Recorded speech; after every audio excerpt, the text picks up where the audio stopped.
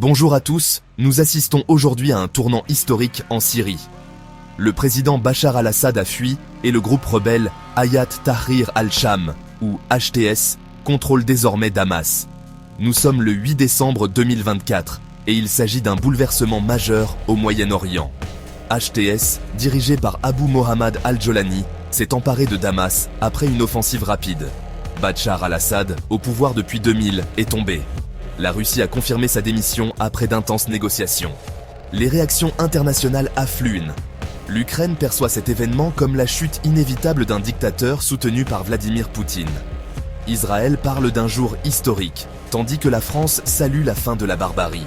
L'Allemagne appelle à la protection des minorités et à une transition politique pacifique. Les États-Unis voient dans la chute de Bachar al-Assad à la fois comme une opportunité d'affaiblir l'influence iranienne et comme un risque potentiel dû à la montée en puissance de groupes islamistes radicaux. Le président Biden est probablement en train de réévaluer la stratégie américaine au Moyen-Orient. En Syrie, des scènes de liesse se multiplient. Les statues de Hafez al-Assad sont renversées et la diaspora, en Suisse et en Allemagne notamment, célèbre cet événement. Cependant, des pillages sont signalés à la résidence de Bachar al-Assad à Damas, et la sécurité régionale est en état d'alerte maximale. Des frappes aériennes israéliennes auraient visé des sites militaires près de Damas, et l'armée libanaise a renforcé sa frontière avec la Syrie. Des millions de Syriens déplacés pourraient entrevoir un espoir de retour.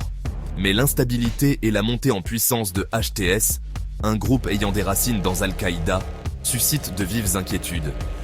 HTS se prétend nationaliste et a envoyé des messages de conciliation. Mais le doute persiste quant à ses véritables intentions. La chute de Bachar al-Assad marque un tournant décisif, redéfinissant les rapports de force régionaux.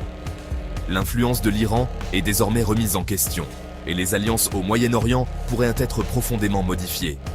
Restez connectés pour suivre l'évolution de la situation. Merci de nous avoir suivis et n'oubliez pas de vous abonner pour plus d'informations sur cet événement historique.